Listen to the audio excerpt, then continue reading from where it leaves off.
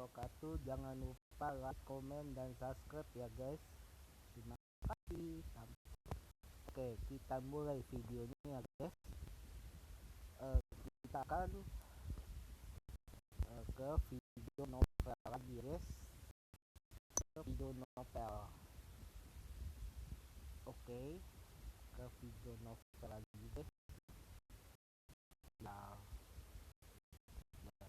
Ya. Oke, ini dia. Lama banget. Oh, dia.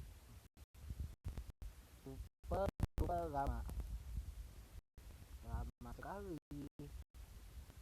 Lama banget sih guys. Nah, udah.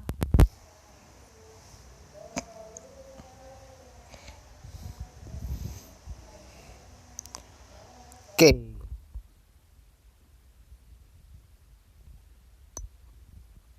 Dia.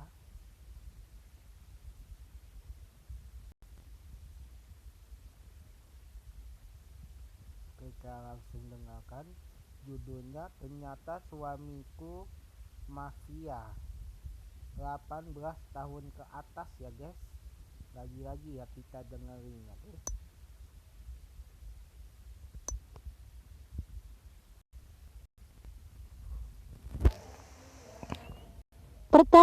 Pertemuan pertama. Sore hari di perkebunan. Mei, sudah waktunya pulang, ujar pegawai kebun itu. Iya, Bik. Mei mengemasi peralatan kebunnya. Bibik pulang dulu ya, Mi. Iya, Bik, hati-hati. Kamu juga harus segera pulang. Nanti keburu gelap. Iya, Bik. Ini sudah selesai kok. Mei meletakkan peralatan kebun ke pos khusus untuk menyimpan alat-alat. Medina atau akrab disapa Mei itu harus menggantikan pekerjaan sang ayah di kebun sayur milik juragan Yohan. Mi, Sapa laki-laki itu. Arta, sudah pulang sekolahnya? Tanya Mei. Sudah. Oh iya, ini aku bawakan buku buatmu. Wah, makasih ya, Ta. Arta mengangguk. Jadi kamu tetap bisa belajar dari buku-buku yang aku bawa itu. Sekali lagi, makasih ya, Ta. Andai kamu mau menerima tawaran bapakku, pasti kamu bisa nerusin sekolah, Mi. Aku nggak mau merepotkan siapapun, Ta.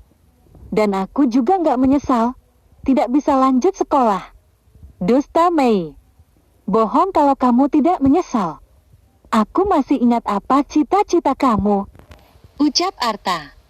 Mei hanya menanggapi dengan senyuman. Memang iya, bohong kalau dia tidak menyesal. Menyesal pun rasanya percuma juga. Toh dia juga tetap tidak bisa melanjutkan sekolah. Mei dan Arta terus Berjalan sambil mengobrol. Mei yang selalu kepo dengan kegiatan Arta di sekolah itu seringkali bertanya. Arta pun tak bosan-bosannya untuk menjawab. Dah, sapa Mayang? Kok lu sama cewek miskin ini sih? Pantesan gue cari ke rumah nggak ada. Osehnya. Ngapain lu ke rumah gue? Tanya Arta. Yey, lu lupa. Apa pura-pura lupa sih, Ta? Kan kita ada tugas kelompok. Oh, astaga, aku lupa. Sari.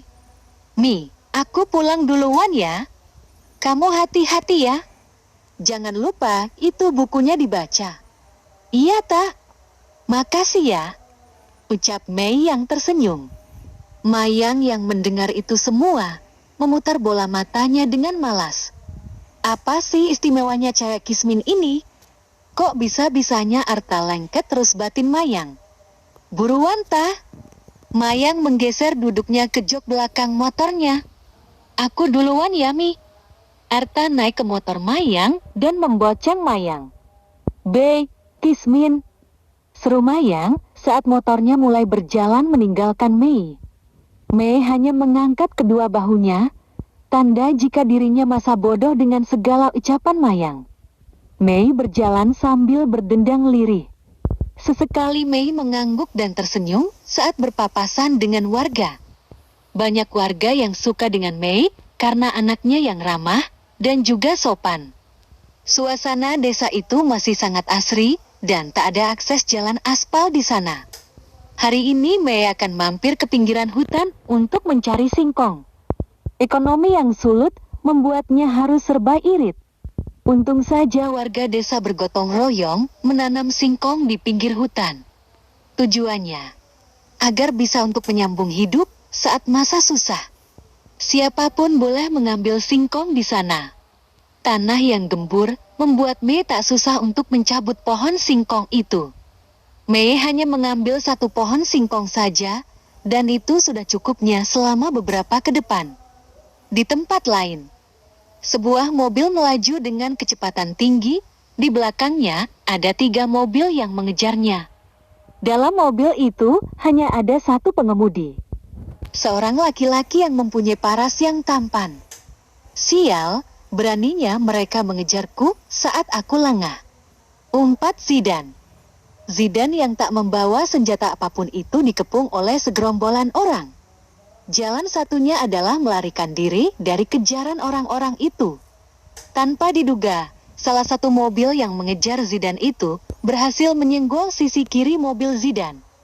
Sehingga Zidane membanting mobilnya ke kanan dan Zidane tak bisa mengendalikan laju mobilnya yang terus berjalan ke arah jurang. Sial! Umpat Zidane. Sebelum mobilnya terjun, Zidane melepas sabuk pengaman. Dan saat mobilnya benar-benar jatuh, dengan cepat Zidane melompat keluar dari mobil. Zidane terguling. Tubuhnya menghantam bebatuan. Tersangkut ranting-ranting pohon yang tajam. Dam! Mobil Zidane meledak. Zidane pun tergolek lemas di dasar tebing dengan tubuh yang penuh luka.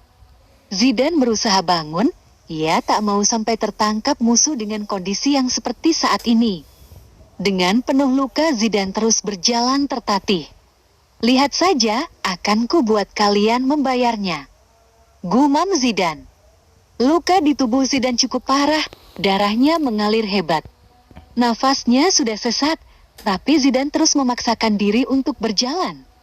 Hingga pandangannya menjadi berkabut dan sedetik kemudian Zidane hilang kesadaran. Tubuhnya jatuh tersungkur ke tanah. Mei yang baru pulang dari pinggiran hutan itu, tak sengaja melihat seorang pria yang tak sadarkan diri dan penuh luka. Dengan langkah yang tak menentu, Mei mencoba mendekati orang tersebut. Mei menggunakan batang pohon singkong itu untuk memastikan jika orang tersebut masih hidup atau sudah tak bernyawa. Dirasa tidak ada pergerakan dari orang tersebut, Mei baru berani melangkah mendekat. Ia raba urat nadinya. Masih hidup. Gumam Mei. Siapa orang ini? Kenapa bisa berada di sini dengan tubuh yang penuh luka? Ucap Mei yang meneliti seluruh tubuh orang tersebut. Apa dia korban pembunuhan? Lalu dibuang ke sini? Dalam kebingungan, Mei melihat di sekelilingnya. Tak ada petunjuk apapun. Dengan sangat terpaksa, Mei membawa orang itu pulang ke rumahnya. Mei tak mungkin meninggalkannya di sana. Orang itu bisa mati, pikir Mei. Tolong bertahanlah. Aku akan mengobati lukamu. Ucap Mei yang memapah tubuh Zidane. Karena tubuh Zidane yang berat membuat Mei kewalahan. Beberapa kali Mei berhenti untuk beristirahat. Berat banget sih. Banyak makan atau banyak dosa kamu ini? Ucap Mei. Setelah dirasa cukup istirahatnya, Mei kembali memapah Zidane. Mei tiba di rumahnya saat hari sudah gelap. Benar-benar gelap, karena jarum jam sudah menunjuk angka 7. Mei membaringkan Zidane di atas dipan kayu miliknya. Mei bisa bernafas lega. Ia segera ke dapur untuk mengambil air minum, karena tenggorokannya sudah kering kerontang. Mei juga menyiapkan air hangat untuk membersihkan tubuh Zidane. Mei juga mengambil beberapa lembar daun obat-obatan yang ia tanam di belakang rumahnya. Setelah mendapat daun obat dan menumbuknya, Mei segera kembali ke kamar untuk mengobati luka Zidane. Saat Mei masuk ke kamar, ternyata Zidane juga mulai sadar. "Kamu sudah sadar?" tanya Mei yang mendekat ke dipan kayu itu. "Ini di mana?" tanya Zidane sambil mengerjapkan matanya. "Ini di rumahku, Tuan. Aku menemukanmu tak sadarkan diri di tepi hutan. Apa kau korban pembunuhan?" Mendengar penjelasan wanita kecil itu membuat Zidane bernafas lega. Karena telah selamat dari kejaran para rat itu. Kemudian Zidane mengiyakan pertanyaan yang Mei lontarkan. Tuan sudah aman di sini. Biar aku bersihkan dan obati luka Anada. Ucap Mei dan langsung menyeka tubuh Zidane dengan air hangat. Maaf ya, itu bajunya bisa dibuka. Ucap Mei canggung. Perlahan Zidane membuka bajunya. Dia terlihat meringis menahan perih. Dengan cepat Mei memalingkan wajahnya saat roti sobek itu terpampang nyata di hadapannya. Mei menyeka dada Zidane dengan wajahnya yang masih berpaling. Zidane mengulum senyum saat melihat aksi Mei yang enggan melihatnya. Kedua, difitnah. Malam telah berlalu. Sang fajar pun telah menampakkan wujudnya. Sebelum berangkat ke kebun, Mei mengobati luka Zidane. Maaf Tuan, saya membawakan sarapan untuk Anda. Mei meletakkan nampan berisi sarapan itu di atas meja kecil yang ada di dalam kamar. Zidane perlahan bangun. Duduk bersandar di punggung dipan kayu itu. Terima kasih ya sudah mau menolong dan merawat saya. Iya, tapi ya, begini kondisi saya. Maaf jika tidak bisa membawa Anada ke rumah sakit. Insya Allah, ramuan yang saya buat itu akan segera membuat kering luka Anda. Tak masalah. Yang terpenting, saya selamat dan masih hidup. Saya akan balurkan ramuannya lagi. Mei duduk di depan Zidane. Zidane mengangguk. Tanpa disuruh Zidane melepaskan bajunya. Lagi-lagi Mei membuang wajahnya. Ia tak ingin mata sucinya ternodai dengan roti sobek milik Zidane. Oh ya, nama kamu siapa? Dari semalam, kamu belum mengenalkan dirimu. Tanya Zidane sambil menahan perih. Saya Medina, orang-orang suka panggil saya Mei. Kenalan aku Gio. Kamu tinggal di sini sendiri? Zidane sengaja menggunakan nama tengahnya. Iya, ayah dan ibu saya sudah meninggal. Sari, ucap Zidane. Tuan dari mana? Kenapa Tuan dibuang di desa ini? Jangan panggil aku Tuan. Panggil saja Gio. Aku dari kota. Aku tak tahu kejadiannya begitu cepat. Seingatku, mobil yang aku bawa terperosok ke jurang. Zidane sengaja tak menceritakan kejadian yang sebenarnya. Sudah selesai. Sebaiknya Tuan sarapan dulu. Mei mengambilkan sarapan yang sudah ia bawa tadi. Sudah ku bilang, panggil nama saja Mi. Ucap Zidane sambil menerima piring yang berisikan nasi putih dengan tempe goreng. Iya Gi, maksudku Mas. Mas. Zidane mengernyitkan dahinya. Saya tidak bisa memanggil orang yang lebih tua dari saya dengan sebutan nama. Saya tidak terbiasa. Baiklah, tak masalah. Asal jangan panggil Tuan saja. Zidane membelalakkan matanya saat akan menyendok nasi tersebut. Ya ampun, hanya nasi dan tempe goreng. Batin Zidane seraya menelan ludahnya dengan susah payah. Maaf ya Mas, hanya ada tempe goreng. Ucap Mei sambil tertunduk. Iya nggak apa-apa kok. Ini juga pasti enak. Zidane mengupayakan nasi dan potongan tempe goreng itu ke mulutnya. Mei yang mengamati mimik wajah Zidane saat makan itu seolah tahu jika Zidane tak menyukai sarapan yang ia suguhkan. Mas Gio, pasti tidak suka?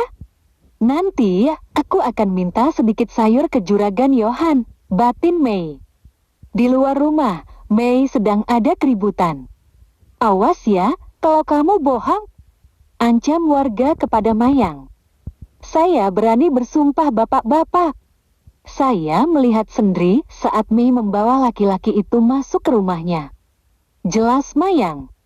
Tanpa sengaja malam itu, Mayang memang melihat Mei yang sedang memapa seseorang masuk ke dalam rumahnya. Dan itu digunakan Mayang untuk menghasut para warga. Mi, keluar Mi. Teriak warga. Udah kita langsung masuk saja. Siapa tahu mereka masih asik tidur berduaan. Lagi-lagi Mayang menghasut warga. Ya udah kita grebek saja mereka. Ya, betul itu. Warga pun memaksa masuk ke rumah Mei. Warga sempat membuka seluruh bilik yang ada. Suara apa itu? Batin Mei yang menajamkan pendengarnya. Seperti ada yang ribut, Mi. Seru Zidan. Iya, Mes. Aku coba lihat ke depan dulu ya. Mei bangkit dari duduknya. Saat itu juga seekor cicak jatuh tepat di kepalanya. Mei menjerit dan melompat. Tanpa Mei sadari, dirinya telah memeluk tubuh Zidan. Di saat posisi yang masih memeluk Zidan, warga tiba-tiba masuk ke dalam kamar tersebut. Wah iya, ternyata benar. Hei, apa yang kalian lakukan? Secepat kilat Mei melepaskan diri dari Zidan. Ada apa ini? Tanya Mei yang bingung, kenapa tiba-tiba ada banyak warga di rumahnya. Ternyata benar, jika kamu memasukkan laki-laki ke rumahmu dan berbuat mesum, ujar salah satu warga. Saya tidak berbuat mesum. Anda salah paham, ucap Mei, seraya menggelengkan kepalanya. Mana ada maling yang mau ngaku. Udah bawa saja ke balai desa. Tolong, dengarkan saya. Saya menemukan mas ini di tepi hutan. Karena terluka parah, akhirnya saya bawa pulang ke sini. Tolong percaya saya. Allah itu pasti alasanmu saja. Agar kami iba. Iya, kami tidak menyangka jika kamu bisa berbuat sekeji ini, ucap warga.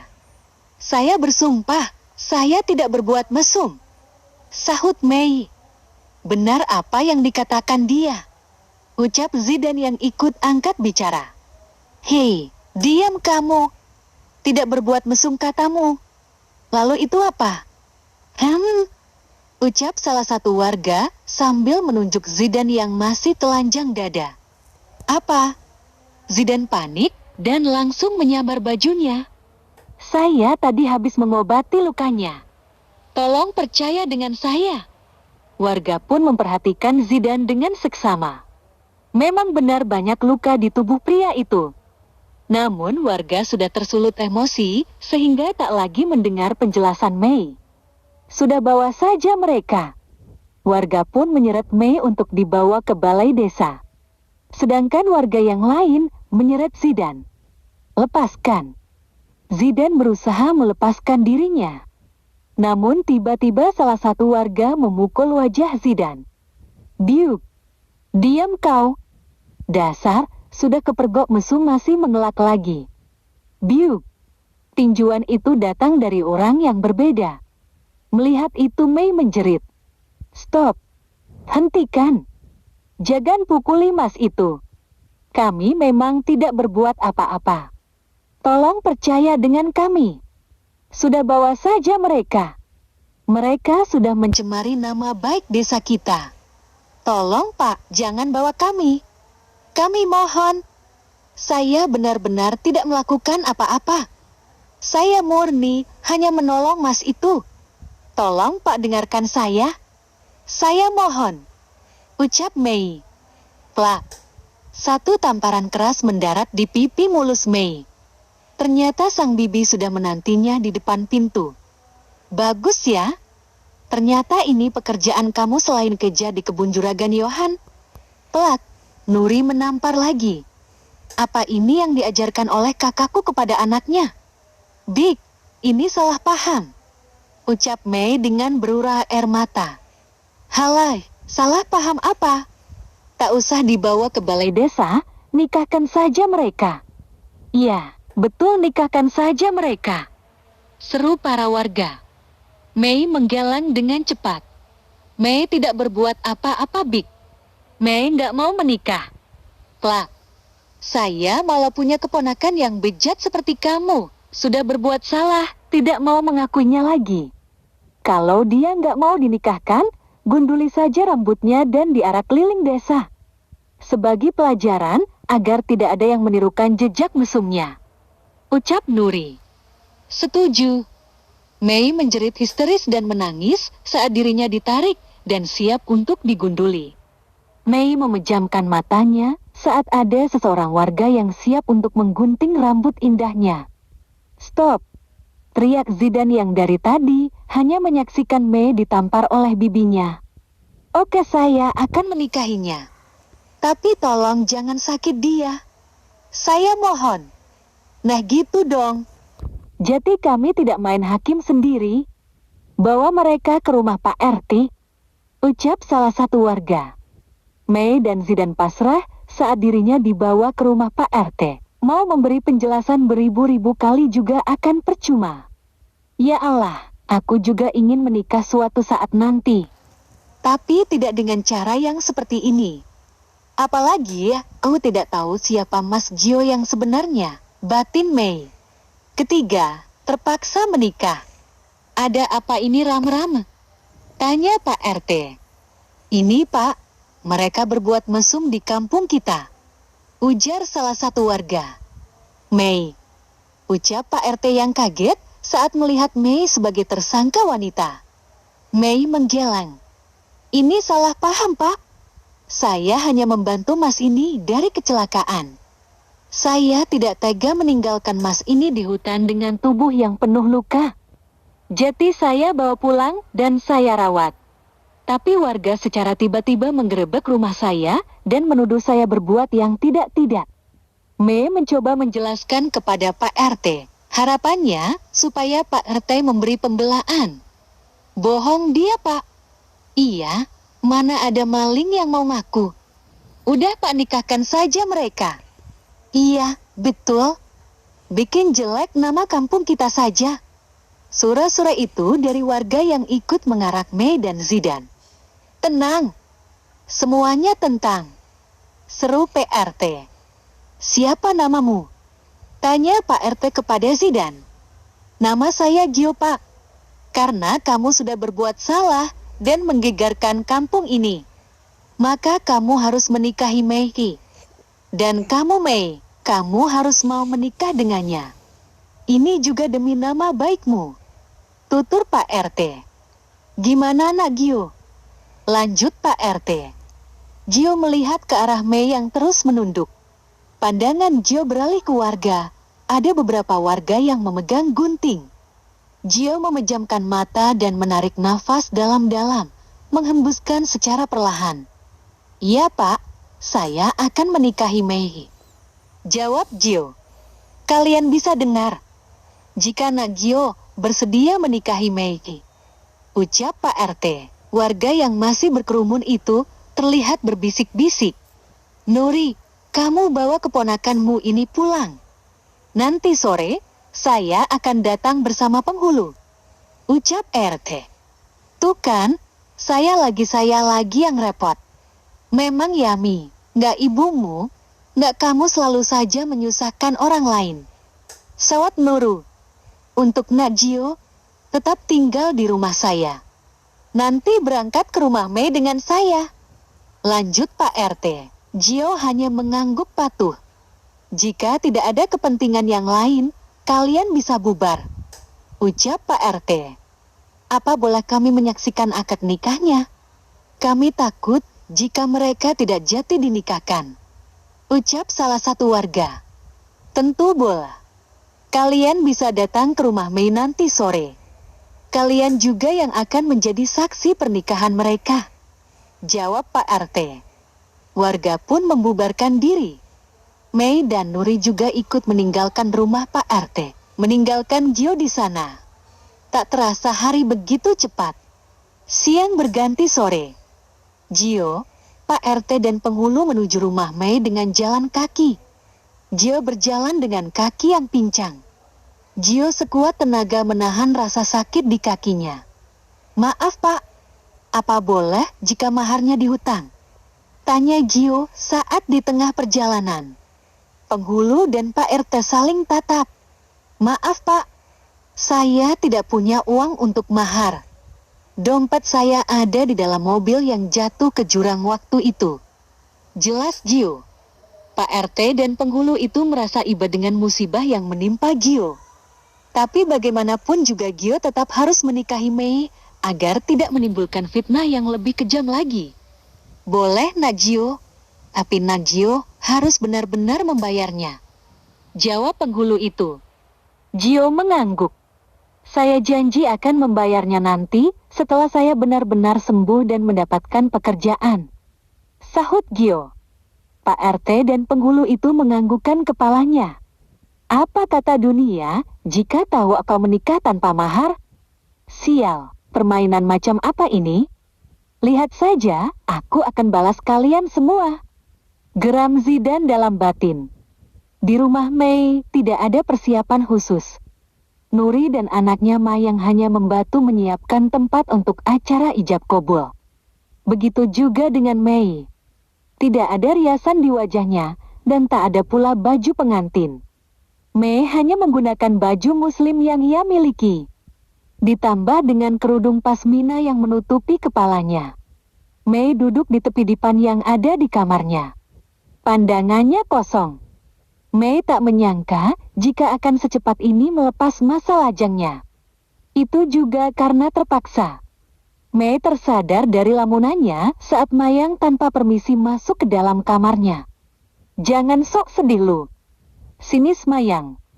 Mei hanya menanggapi dengan lirikan matanya. Ia tak mau meladeni ucapan Mayang. Buruan keluar. Mereka hampir datang. Ucap Mayang. Mei tetap membeku di tempat. Dan itu membuat Mayang geram dan menarik paksa lengan Mei. Lepas. Aku bisa jalan sendiri. Ucap Mei. Dengan menepis tangan Mayang. Berani lo ya sama gue. Ucap Mayang. Namun Mei tak menganggapinya. Ia justru melangkah ke ruang tamu. Benar saja. Baru sebentar Mei berada di ruang tamu, Pak RT dan rombongan datang. Mei menundukkan kepalanya. Rasanya ia ingin menolak pernikahan ini. Pak RT dan penghulu duduk di tempat yang sudah disediakan oleh Nuri dan Mayang. Duduk sono. Ngapain masih bengong di sini? Ucap Nuri sambil mendorong tubuh Mei agar segera duduk di hadapan Pak Penghulu. Perlahan Mei duduk di samping Gio. Pandangannya tertunduk ke bawah. Nak Gio, sudah siap? Tanya Pak Penghulu. Iya Pak. Tunggu sebentar Pak. Gio berdiri. Sebentar saja Pak. Ucap Gio lagi dan melangkah ke kamar yang menjadi tempat tidurnya. Gio mencari celana miliknya. Berharap bisa menemukan uang yang bisa ia gunakan untuk mahar. Dengan begitu, Gio tak perlu berhutang mahar kepada Mei. Gio merogoh satu persatu saku celananya. Saat menemukan sesuatu dan diyakini jika itu uang, Gio tersenyum lebar. Gio membuka genggaman tangannya, seketika menjadi lemas. Uang yang ada di saku celananya hanya 5 biru rupiah saja. Nah Gio, sedang apa? Jangan coba-coba untuk kabur ya. Ucap Pak RT. Saya tidak kabur Pak. Maaf.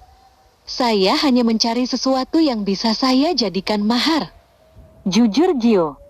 Lantas ketemu? Tanya Pak RT. Gio menggelang. Hanya ini yang tersisa. Gio membuka genggaman tangannya.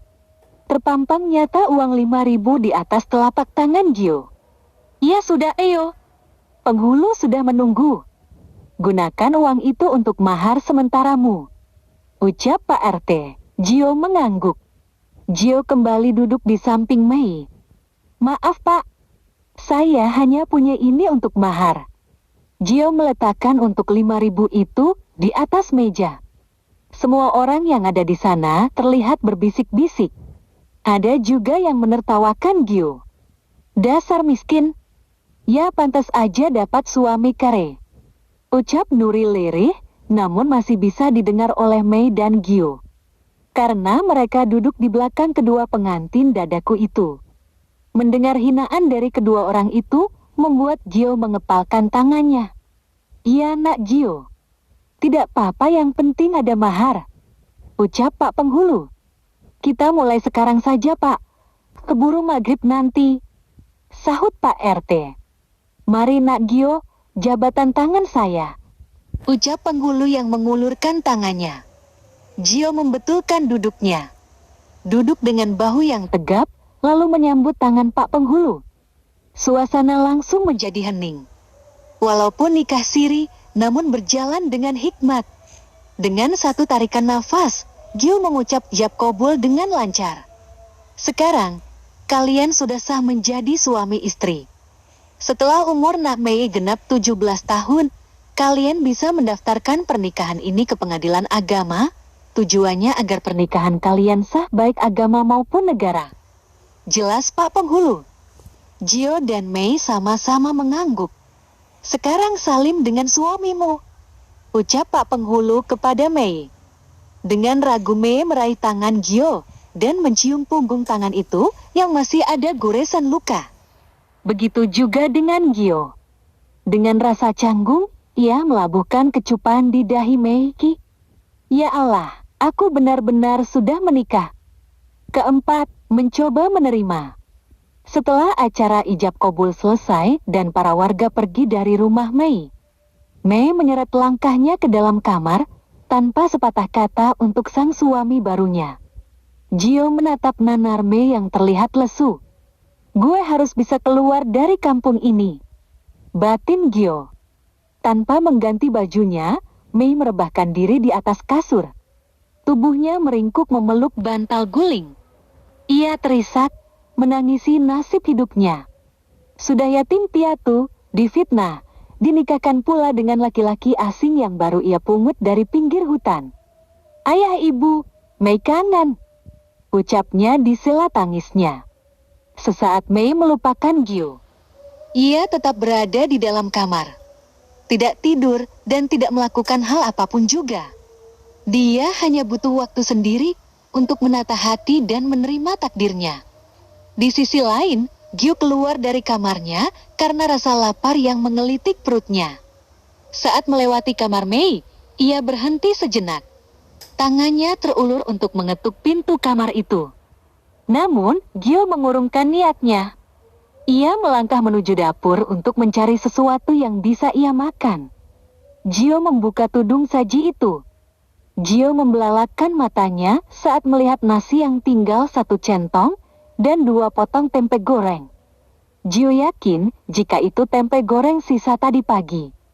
Susah payah Gio menelan ludahnya. Hanya ini. Apa sesulit ini kehidupan Mei? Batin Gio. Lagi ngapain mas? Suara itu membuat Gio terkejut dan segera menutup kembali itu tudung saji. Ini, saya lapar jati. Belum selesai bicara, Mei sudah menyelanya. Maaf ya mas, aku telah mengabaikanmu, sahut Mei sambil mengambil piring dan mengambilkan nasi untuk Gio. Maaf ya mas, lauknya masih sama seperti yang tadi pagi, ucap Mei yang tak enak hati. Iya nggak apa-apa. Gio menerima piring itu. Dengan terpaksa Gio melahap nasi dan tempe goreng itu, daripada ia harus kelaparan. Ini masih mending daripada tidak sama sekali. Habiskan makannya mas. Aku akan membuatkan obat untukmu. Mei melangkah pergi.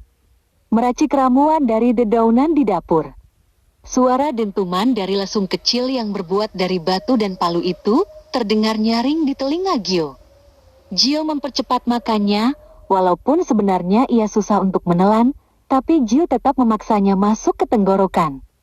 Gio pun berhasil menghabiskan nasi itu.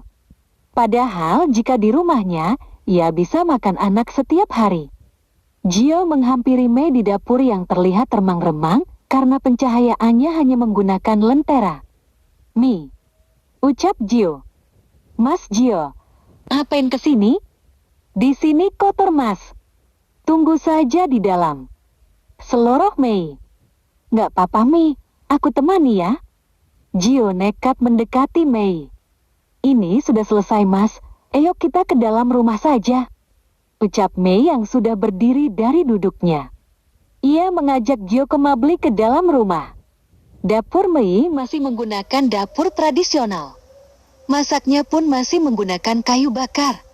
Di ruang tamu, Mei dan Gio berada. Aku obati lukanya, ucap Mei.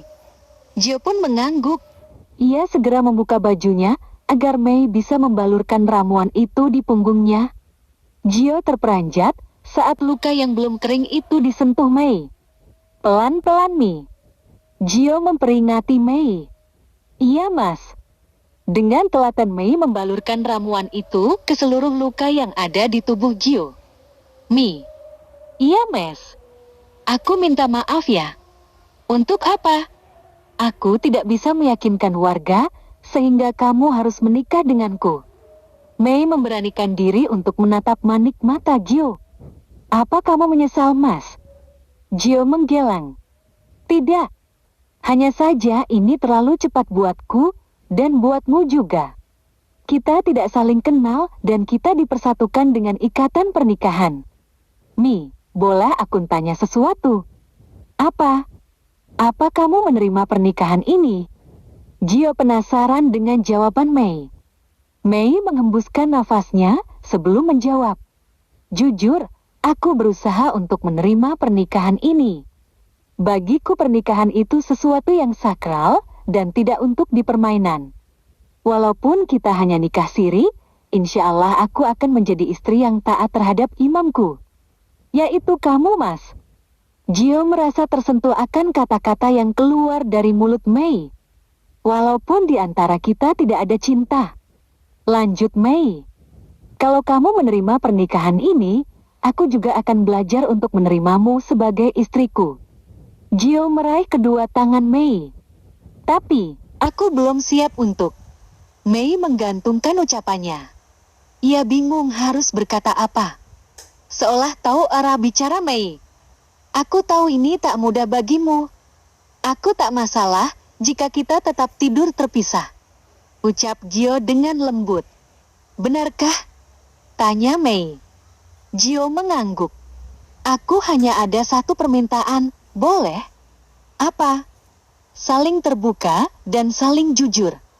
Aku harap kamu mengerti dengan maksudku. Iya, aku Etiu. Aku minta maaf ya, Mas. Tadi telah mengabaikanmu tadi. Aku hanya butuh waktu untuk menerima kenyataan ini. Ucap Mei. Iya tak apa. Sudah malam, tidurlah. Aku belum mengantuk. Apa kamu punya ponsel? Ada, tapi sudah lama tak terpakai. Boleh aku pinjam? Aku akan menghubungi temanku dan mengabarkan jika aku masih hidup. Ujar Gio. Boleh. Tunggu sebentar. Mei melangkah masuk ke kamarnya. Tak lama kemudian, ia sudah keluar. Ini, Mas. Mei menyodorkan ponsel jadul miliknya. Gio menatap ponsel itu, kemudian menatap Mei. Dirinya tak menyangka di era modern ini masih ada yang punya EV jadul. Ini masih berfungsi. Gio mengambil ponsel itu dari tangan Mei. Gio membolak-balikan ponsel jadul itu. Masih, hanya saja lama tak terpakai. Jati tidak ada pulsanya. Jujur Mei. Gio mengangguk. Kalau mau dipakai, dicas dulu. Besok akan aku isi pulsa atau beli kartu baru. Pasti kartu lama sudah terblokir. Ucap Mei. Iya, sahut Gio. Mei, maaf ya, aku tidak bisa memberimu mahar yang layak. Ucap Gio penuh penyesalan. Ya Mas, nggak apa-apa kok, berapapun yang kamu kasih aku ikhlas. Sahut Mei. Kamu tidak menuntutku untuk minta yang lebih.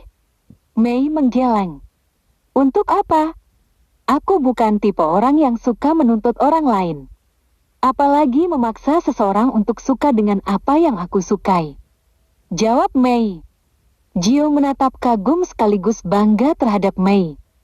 Benar usianya masih 16 tahun, tapi pemikirannya sudah dewasa. Dari cara dia bicara dengan orang yang lebih tua saja sudah terlihat jika dia mempunyai kepribadian yang sangat sopan. Selain itu, Mei juga memiliki hati yang lapang. Itu sudah terbukti saat dirinya mencoba untuk menerima orang asing dalam hidupnya. Baru kali ini, gue nemu cewek kayak lu. Semoga saja kita memang berjodoh. Batin Gio yang mulai mengagumi Mei. Malam kian larut. Sepasang pengantin baru itu masih sama-sama terjaga dalam ruangan yang berbeda. Mei merenung dengan tangan yang memegang figura foto dirinya dan orang tuanya. Semoga aku tidak salah mengambil keputusan. Mau bagaimanapun juga ijab kabul itu sudah terjadi. Semoga hati ini benar-benar bisa menerima Mas Gio. Gumam Mei. Pasrah dan ikhlas, itulah jalan hidup Mei selama ini. Selalu mencoba untuk ikhlas di setiap ujian hidupnya. Kelima, pencarian Zidane. Di tempat lain, Johnny dan Samuel mencari keberadaan Zidane. Mereka mendatangi lokasi kejadian di mana Zidane dikepung dan berakhir masuk jurang. Aku tidak bisa membayangkan bagaimana nasib si bos di bawah sana, ucap Johnny dengan nada yang dibuat sesedih mungkin. Jangan lebay lu. Samuel memukul kepala Johnny dengan topi yang ia pakai. Gue bukannya lebay. No, lu lihat. Itu jurang dalam banget. Siapa yang jatuh ke bawah sana pasti akan. Tangannya diarahkan ke leher dan membuat garis horizontal untuk menandakan jika yang jatuh ke bawah sana akan mati. Kalau ngomong, jangan sembarangan lu. Gue yakin kalau bos Zidane akan selamat, sahut Samuel. Ya, berdoa saja, semoga selamat dan tidak menjadi santapan hewan buas, sambung Johnny. Lu, benar-benar ya? Geram Samuel sambil menonyor kepala Johnny. Lu mau kehilangan bos kita? Tentu saja tidak, sahut Johnny dengan cepat. Ya sudah, bawa anak buahmu ke sini. Untuk turun ke bawah, perintah Samuel. Iya. Johnny menghubungi anak buahnya. Selang setengah jam, mereka datang. Ada 10 orang yang berpakaian serba hitam. Ada apa, bos? Tanya salah satu dari mereka.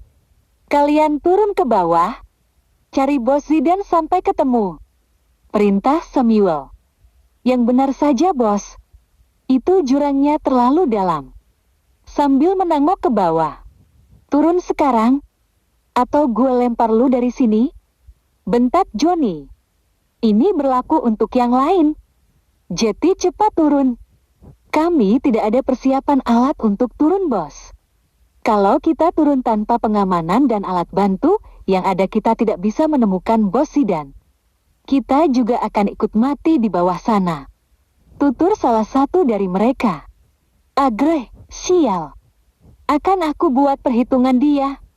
Lihat saja, akan aku bakar markasnya.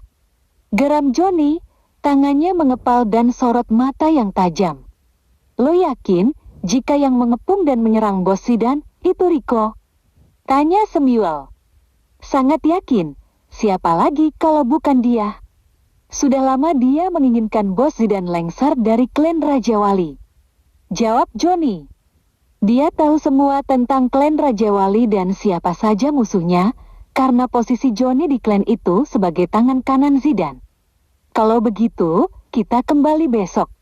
Buat kalian siapkan semua peralatan untuk turun ke bawah jurang itu, ucap Samuel. Siap, bos, sahut mereka serempak. Sepagi ini, Mei sudah bersiap untuk pergi ke kerja. Sebelum berangkat ke kebun, ia akan membantu Gio untuk mengobati lukanya. Mas, Mei sudah di ambang pintu kamar Gio. Masuk, Mi, sahut Gio yang sedang duduk di atas pembaringan. Dengan telatan Mei merawat Gio, membalurkan obat yang ia racik sendiri. Aku akan pergi kerja. Selama aku tidak ada di rumah, Mas Gio, jangan kemana-mana ya, tutur Mei di sela-sela mengobati Gio. Kamu kerja?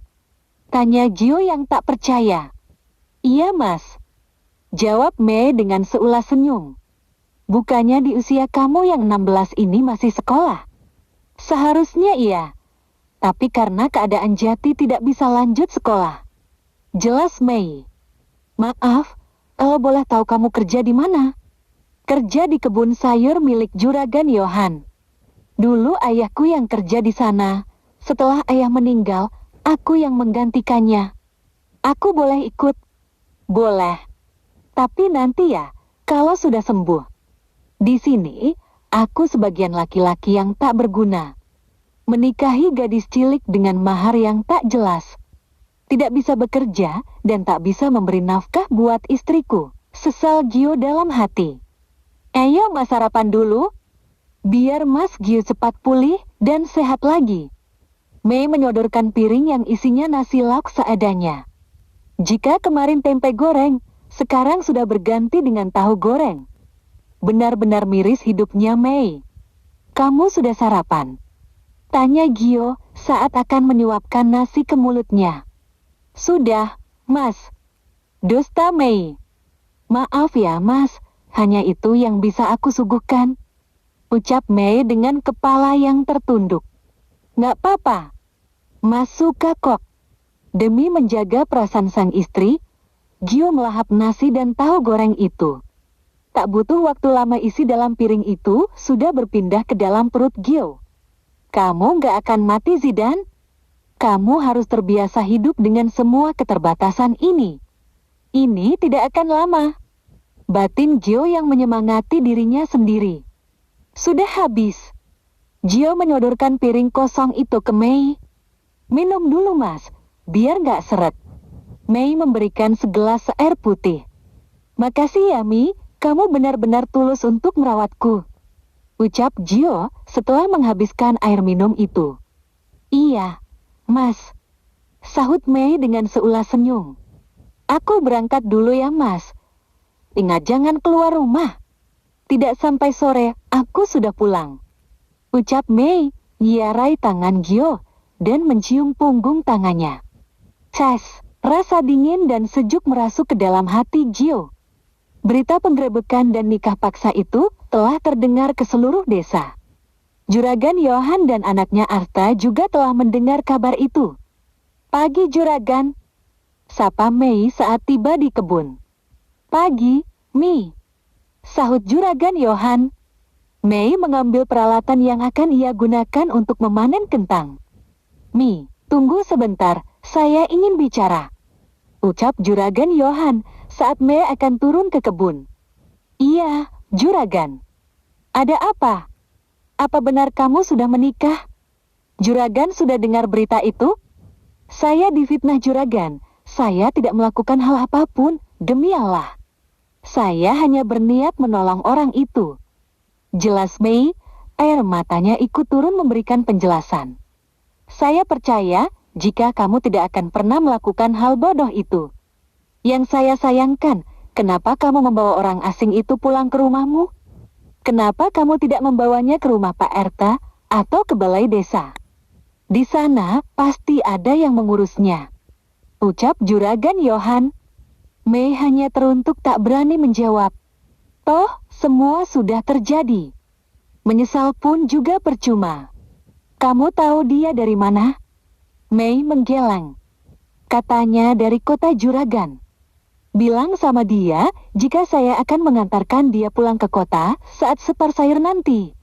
Tapi dia belum sembuh Juragan. Sahut Mei dengan cepat. Apa kamu mulai jatuh hati dengannya? Mei menggeleng. Saya hanya menghargai sebuah pernikahan Juragan, walaupun hanya nikah siri, tapi itu sah di mata agama. Jawab Mei. Juragan Yohan menggelengkan kepalanya. Kamu ini benar-benar mirip dengan almarhum ibumu. Tidak pernah mengeluh dan selalu bisa menerima di setiap keadaan. Dulu saat Juragan Yohan masih muda, ia menjalin kasih dengan ibunya Mei. Sayang sekali hubungan itu harus kandas hanya karena mereka tidak sederajat. Orang tua dari Juragan Yohan menjodohkan dengan wanita lain yang dianggap satu level dengan keluarganya. Saat mendengar perjodohan itu, Ririn ibu Mei tidak sedikit pun marah pada Juragan Yohan. Ririn menerima semua itu dengan lapang dada. Sebagai untuk menebus dosa terhadap Ririn, Juragan Yohan menganggap Mei sebagai anaknya sendiri. Terlihat jelas dari cara dirinya yang selalu memperhatikan Mei. Sudah sana, lanjutkan pekerjaanmu. Ucap Juragan Yohan. Iya, Juragan. Sahut Mei dan langsung turun ke kebun. Maafkan aku, Rin. Aku tak bisa menjaga putrimu dengan baik. Keenam, kabar dari Zidan. Mei menuntaskan semua pekerjaannya hingga siang hari. Berita penggerebekan dan pernikahan dadakan itu terdengar hingga ke telinga Arta. Jelas terlihat dari perubahan sifat Arta kepada Mei. Arta terkesan menghindari Mei. "Ta," sapa Mei. Namun Arta tak memyahut. "Ta, Arta, tunggu." Mei menyusul langkah Arta. "Ada apa?" ketus Arta. "Kamu marah sama aku, Ta?" tanya Mei. "Aku kecewa sama kamu, Mi. Ternyata kamu tak lebih dari wanita murahan," ucap Arta. "Dek, Ta, ini tidak seperti yang kamu tuduhkan. Aku hanya apa? Dibayar berapa kamu sama laki-laki itu?" Jika kamu butuh uang kamu bisa bilang sama aku atau sama papiku." Plak. Mei mendapatkan tamparan ke pipi Arta. Dirinya tak terima jika dikatakan sebagai wanita murahan yang mencari uang dengan cara yang instan. "Aku bukan wanita murahan yang kamu tuduhkan. Aku hanya menolong orang itu." "Terserah," ucap Arta dan langsung meninggalkan Mei tanpa menunggu kelanjutan dari penjelasan Mei. "Sungguh aku kecewa sama kamu, Mi. Sakit hati ini," gumam Arta yang mulai menjauh dari Mei. "Aku kecewa sama kamu, Ta. Aku pikir kamu satu-satunya orang setelah papimu yang percaya dengan penjelasanku. Kamu tega menyebutku sebagai wanita murahan." Lirih Mei. Tak terasa air matanya terjatuh. Mei. Tiba-tiba bahunya ditepuk oleh seseorang. Mei menoleh. Juragan. Dengan cepat Mei menyeka air matanya. "Omongan Arta, jangan diambil hati," ucap Jurang Yohan yang ternyata mendengar pertengkaran singkat mereka. "Iya, Juragan," sahut Mei. "Bukannya kamu mau pulang?" "Iya, Juragan." "Mei, apa saya boleh minta sedikit sayur?" tanya Mei dengan menunduk. "Tentu boleh. Apa kamu mau sayur apa?" tawar Juragan Yohan. "Ini saja Juragan." Mei mengambil satu buah sawi putih. Tanpa diduga, Juragan Yohan mengambilkan beberapa sayur. "Ini buatmu," ucap Juragan Yohan. "Terima kasih banyak Juragan, saya pamit pulang dulu Juragan," ucap Mei yang mendapatkan anggukan kepala dari Juragan. Mas Gio," seru Mei saat tiba di rumah. "Aku di sini." Suara Gio terdengar jauh. Mei mencari sumber suara itu. "Ngapain Mas Gio di sini?" tanya Mei saat menemukan suaminya di dapur. "Ini lagi buatin kamu air hangat untuk mandi," jawab Gio yang duduk di depan tungku yang terbuat dari tanah itu. "Gak usah repot riwet Mas, aku biasa kok mandi pakai air dingin," sahut Mei. "Maaf ya, seharusnya aku yang kerja bukan kamu," ucap Gio saat melihat wajah lelah sang istri. "Kamu kan lagi sakit Mas, jadi untuk sementara, biar aku saja yang kerja," sahut Mei yang sedang mencuci kaki dan tangannya di dekat sumur. "Oh, iya Mas, aku sudah beli perdana baru coba kamu pasang." Mei merogoh saku celananya. "Iya, serahkan kartu perdana itu ke Gio. Coba kamu aktifin, aku mau mandi dulu," lanjut Mei. "Biar aku angkat ini air hangatnya." Gio berdiri dan siap untuk mengangkat panci yang berisikan air panas. "Gak usah Mas, aku mandi pakai air dingin saja. Itu airnya dibuat masak aja nanti," jelas Mei. "Ya sudah," kata Gio yang kembali duduk. Mei keluar dari kamar mandi dengan jarik yang melilit tubuhnya. "Glek!" Gio susah payah menelan salivanya saat melihat pundak putih dan mulus milik Mei. Mei buru-buru masuk ke rumah karena dirinya sadar jika penampilannya akan membuat Gio resah. Gio mencoba membuang jauh pikiran kotornya dengan mengalihkan perhatiannya ke ponsel jadul itu. Gio memasang perda yang dibeli Mei. Gio mengotak-atik ponsel itu. Tanpa ia sadari, ternyata Mei sudah selesai ganti baju dan kembali ke dapur. Mei memperhatikan Gio dalam yang fokus pada ponsel jadulnya. "Bisa Mas?" tanya Mei yang tentu mengagetkan Gio. Kamu?" "Iya, ini masih bisa. Tapi sinyalnya yang susah," jawab Gio. Nanti kita naik ke bukit sana untuk mendapatkan sinyal yang bagus. Sahut Mei sambil menunjuk ke arah luar, yang memang ada bukit di belakang rumahnya. Mas Gio, tunggu saja di dalam. Aku mau masak dulu. Ucap Mei yang menyiapkan semua bahan-bahannya. Aku di sini saja temani kamu masak. Tolak Gio. Gio memperhatikan Mei yang sedang mengupas bawang. Tangan mungil itu begitu luwes dan cekatan. Baru beberapa menit saja semua bawang itu sudah terkupas dengan bersih. Kenapa lihat aku seperti itu, Mas? Tanya Mei saat menangkap basah suaminya yang sedang memandangi dirinya. Enggak kok. Jawab Gio dengan gelagapan. Jangan lihat aku lama-lama, nanti kamu bisa jatuh cinta loh. Kekeh Mei yang sambil memotong sayuran. Emang kenapa kalau aku jatuh cinta sama kamu? Kita kan sudah menikah. Jawab Gio. Mei tak lagi menyahut. Tujuannya tadi hanya ingin menggoda Gio suaminya. Tapi jawaban Gio di luar dugaan. Gio mengulum senyum saat melihat Mei yang fokus memasak.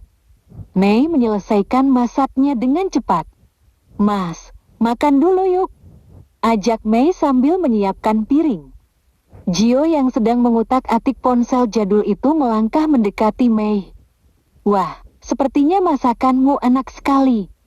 Ucap Gio. Mei tersenyum. Segini cukup, Mas. Tanya Mei yang menyendok nasi ke piring Gio. Sudah segitu saja. Sahut Gio. Gio mulai menyuapkan nasi dan sayur ke dalam mulutnya. Saat makanan itu mendarat di lidahnya, Gio membelalakkan matanya. Ini enak sekali. Puji Gio dengan mulut yang penuh. Kalau enak dihabiskan, Mas. Sahut Mei dengan tersenyum. Kamu belajar masak dari mana? Ini benar-benar enak loh. Ucap Gio. Aku nggak belajar dari mana-mana, Mas. Jawab Mei. Gio mengangguk dan meneruskan makannya dengan lahap. Bahkan Gio sampai nambah lagi. Mas Gio, bisa ndak jalan ke atas bukit sana? Tanya Mei yang memastikan kondisi suaminya. Bisa kok, kamu gak usah khawatir. Jawab Gio yang penuh semangat. Karena hanya ini cara satu-satunya agar dirinya bisa memberi kabar anak buahnya. Sini Mas, aku bantu. Mei menggandeng tangan Gio, sedang tangan Gio yang satunya memegang kayu sebagai tongkat. Karena jalan Gio masih sedikit pincang. Pelan-pelan, Mas. Ucap Mei saat mulai menaiki bukit. Dia sebisa mungkin menahan ngilu dan nyeri di kakinya. Kita istirahat dulu, Mas. Ajak Mei. Nggak usah, sedikit lagi juga sampai atas. Tolak Gio. Mei mengangguk. Aaga. Gio menjatuhkan dirinya saat sudah tiba di atas bukit. Minum dulu, Mas. Mei menyodorkan botol minum ke mulut suaminya. Gio langsung meraihnya dan meneguk isi dari botol itu. Setelah itu, Gio merogoh saku celananya, diambillah ponsel jadul milik sang istri. Sebelum ke bukit, Gio sudah menulis nomor yang akan dihubunginya. Mei memilih untuk menyingkir dari suaminya, walaupun sudah menikah, tapi Mei memilih untuk tidak kapok dengan suaminya. Mei mempunyai prinsip jika dirinya percaya dengan suaminya, dengan begitu, Mei yakin suaminya akan cerita sendiri dengannya. Gio menatap heran ke arah Mei yang menjauh darinya. Kenapa dia menjauh? Apa dia tidak penasaran siapa yang aku hubungi? Batin Gio. Panggilan pertama hingga ketiga lolos begitu saja. Kek, kemana sih kalian ini? Ucap Gio yang kesal. Namun dirinya tak menyerah begitu saja. Gio terus menombol nomor tersebut. Di kota. Hari ini Johnny dan Samuel tengah mempersiapkan diri untuk melakukan pencarian Zidane. Apa semua sudah siap? Tanya Johnny kepada anak buahnya. Sudah. Hanya menunggu instruksi dari komandan. Jawab salah satu anak buah Johnny. Ponselmu dari tadi bunyi terus bikin berisik. Angkat sono, siapa tahu penting. Ucap Samuel. Gak penting. Paling juga orang iseng atau orang mau menipu. Sahut Johnny. Kalau orang iseng, ngapain telepon lu berkali-kali? Coba deh lu angkat, siapa tahu itu bos Zidan. Sahut Samuel. Nih lu aja yang angkat. Kalau gue sih yakin jika itu orang yang mau tipu-tipu. Ucap Johnny sambil mengulurkan ponselnya Ponselnya ke Samuel. Halo, ucap Samuel yang langsung mengangkat telepon itu. Lama banget sih kalian. Jawab Zidan dari seberang telepon. Bos, ini beneran kamu bos? Tanya Samuel yang tak percaya dengan suara penelpon itu. Johnny yang mendengar itu pun langsung mendekati Samuel. Beneran bos Zidan? Loudspeaker. Johnny merebut ponselnya dan menekan tombol loudspeaker. Emang kamu pikir siapa? Tanya Zidan. Ini beneran kamu bos? Bos sekarang ada di mana? Biar kami jemput bos sekarang juga. Ucap Johnny. Gak perlu. Belum saatnya aku keluar dari persembunyianku. Biarkan mereka merasa menang terlebih dulu. Ucap Zidan. Tapi bos sekarang ada di mana? Kini giliran Samuel yang bertanya. Ada di suatu tempat bersama bidadari. Jawab Zidan dengan mata yang melirik ke arah Mei. Bos, kami serius. Ucap Samuel. Kamu pikir aku tidak serius? Dengarkan aku. Sekarang tugas kalian, buat berita kematianku agar mereka merasa menang. Ucap Zidan. Tapi gimana dengan orang tua bos sendiri? Tanya Samuel. Bilang saja seperti itu. Karena hanya dengan cara seperti ini untuk mengelabui mereka. Jawab Zidan. Baiklah bos. Tapi jangan lama-lama ya sembuhinya. Ucap Johnny. Kalian tenang saja. Oh, iya simpan nomor ini karena sewaktu-waktu saya menelpon kalian dengan nomor ini. Ucap Zidan. Siap bos. Sahut Johnny. Ya sudah aku tutup teleponnya. Jangan lupa buat berita kematianku. Ucap Zidan dan langsung memutus sambungan teleponnya. Aku harus segera sembuh dan pulih kembali. Ketujuh, berita rekayasa. Johnny dan Samuel membatalkan pencarian. Nah, terima kasih. Assalamualaikum warahmatullahi wabarakatuh. Sampai di video selanjutnya ya guys. Jangan lupa like, komen, dan subscribe video saya ya guys. Terima kasih. Assalamualaikum warahmatullahi wabarakatuh.